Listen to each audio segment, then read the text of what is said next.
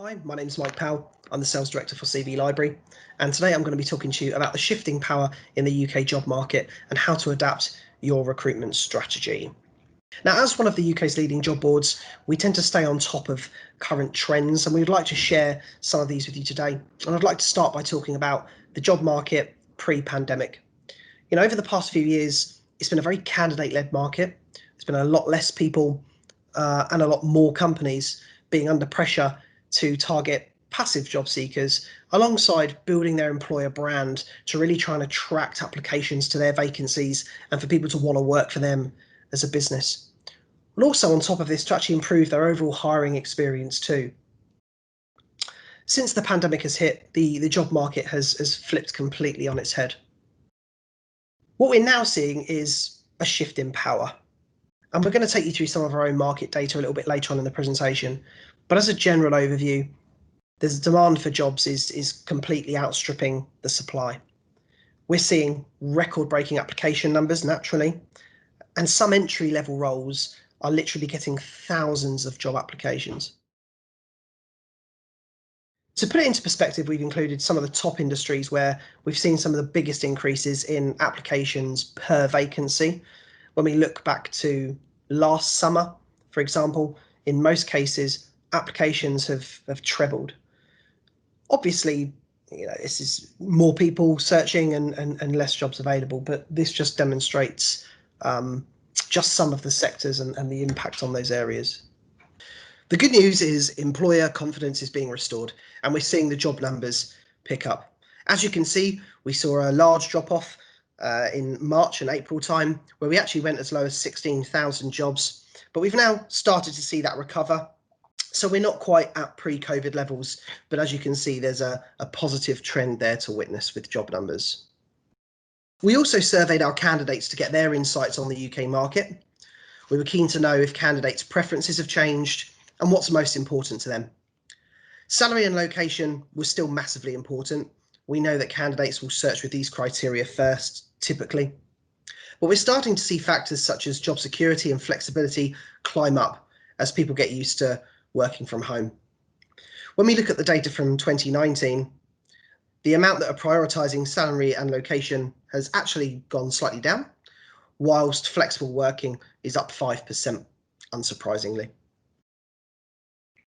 62% of candidates that we spoke to have actually been searching and applying for jobs whilst working from home, potentially finding it easier to actually conceal their search from their employer.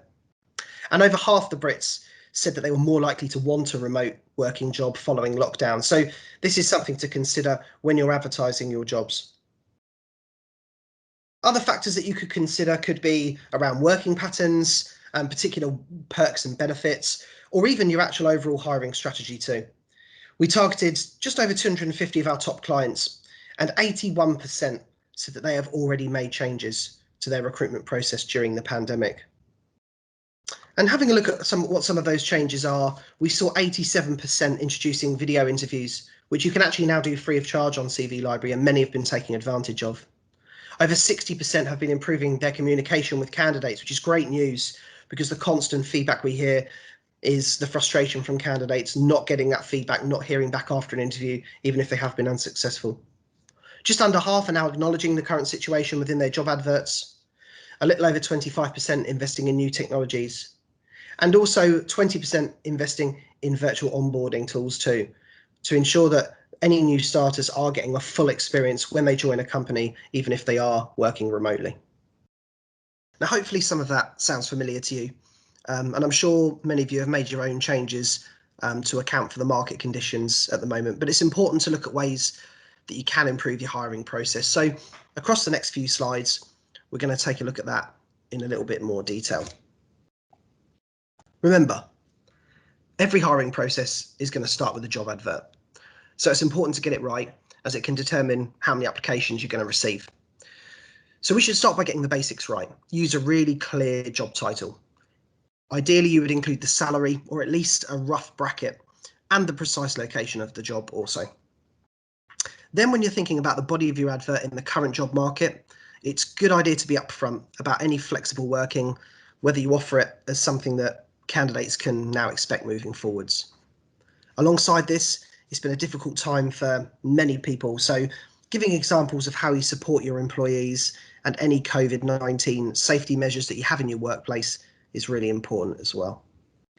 Going back to what I mentioned about getting those basics right, our talented data team have actually looked into this a little bit further and found that if you do include a salary, you actually receive 28% more applications on average, which is pretty staggering when you think about it.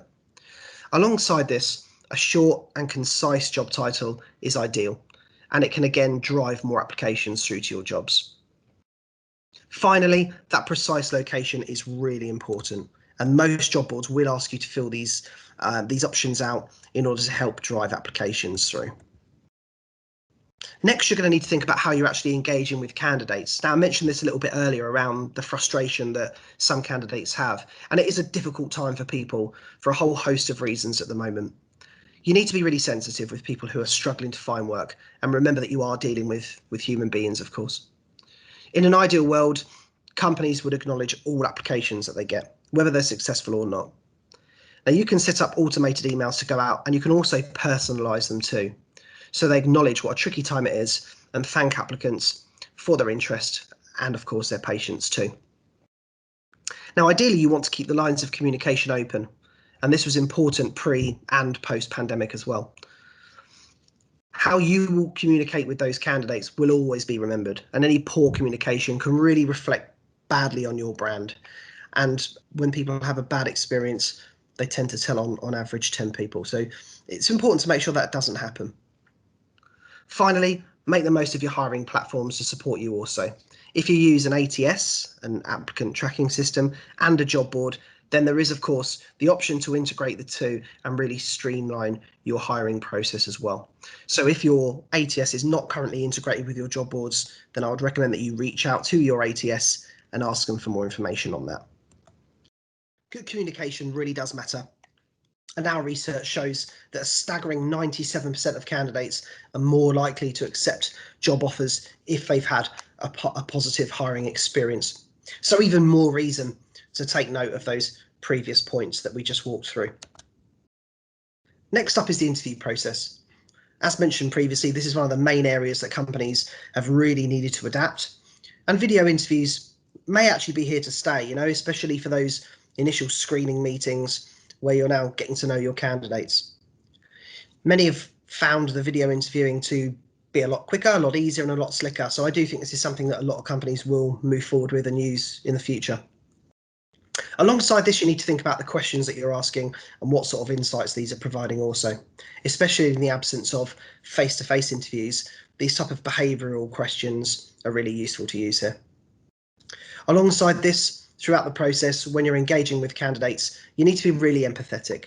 Ensure that your interview process really does reflect this. Be friendly, be polite, put people at ease, and just remember the current situation and what many people are currently facing.